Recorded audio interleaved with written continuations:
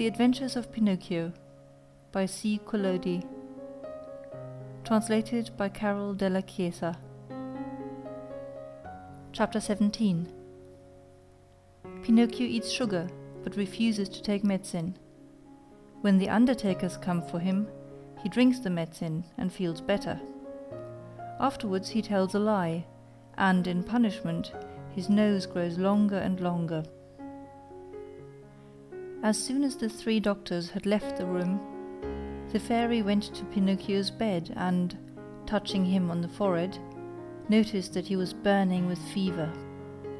She took a glass of water, put a white powder into it, and handing it to the marionette, said lovingly to him, "Drink this, and in a few days you'll be up and well." Pinocchio looked at the glass, made a wry face, and asked in a whining voice, "Is it sweet or bitter?" "It is bitter, but it is good for you."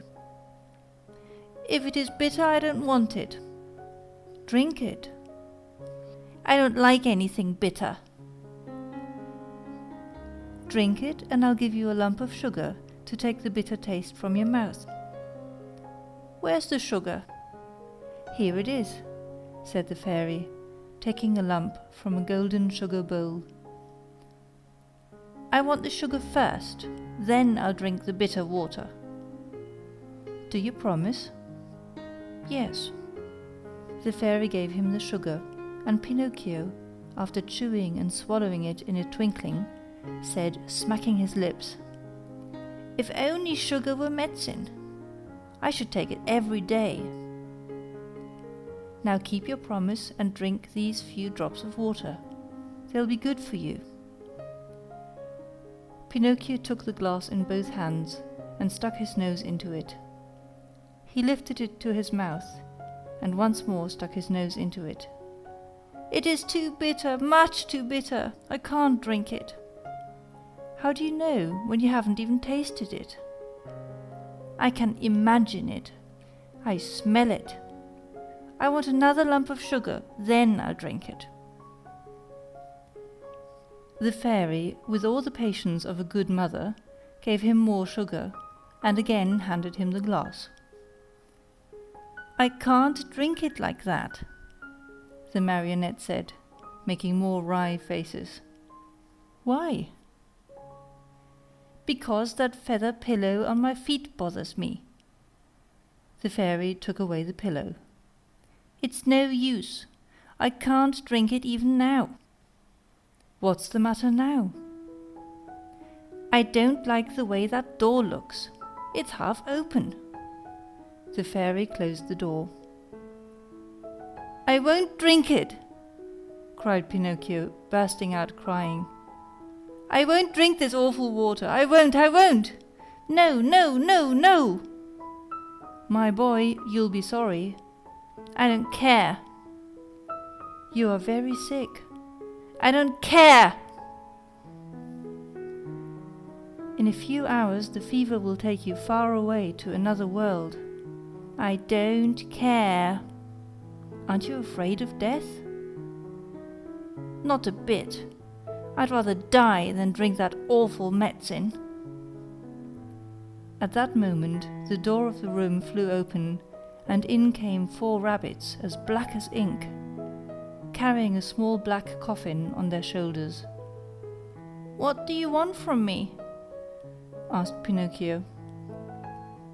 "We have come for you," said the largest rabbit. "For me? But I'm not dead yet."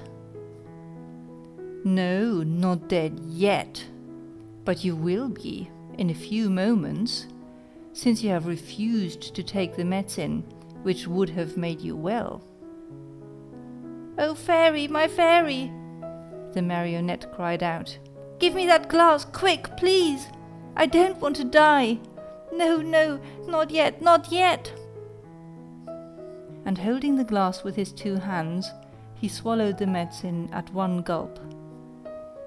"Well," said the 4 rabbits, "this time we have made the trip for nothing."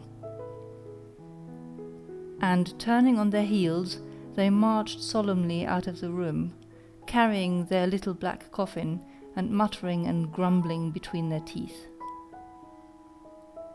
In a twinkling, Pinocchio felt fine. With one leap he was out of bed and into his clothes. The fairy, seeing him run and jump around the room, gay as a bird on a wing, said to him, "My medicine was good for you after all, wasn't it?" "Good indeed! It has given me new life." "Why then did I have to beg you so hard to make you drink it?"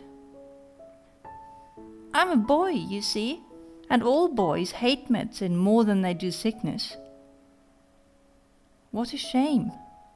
Boys ought to know, after all, that medicine, taken in time, can save them from much pain, and even from death."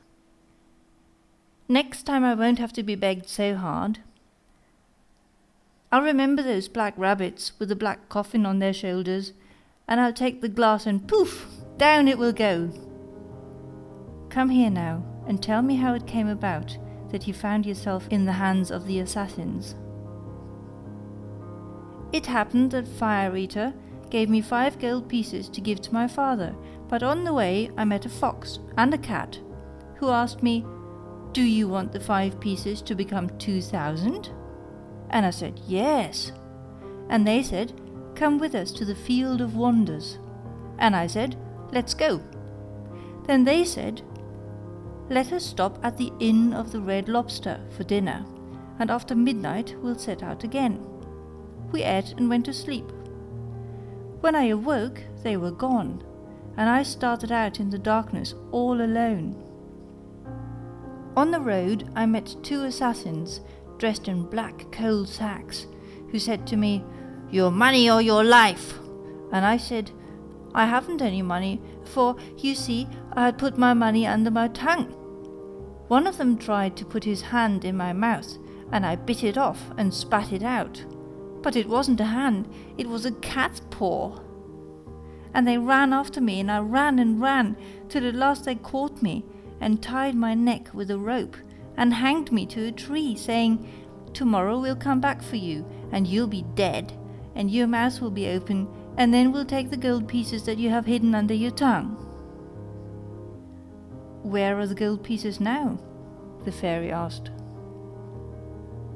"I lost them," answered Pinocchio, but he told a lie, for he had them in his pocket.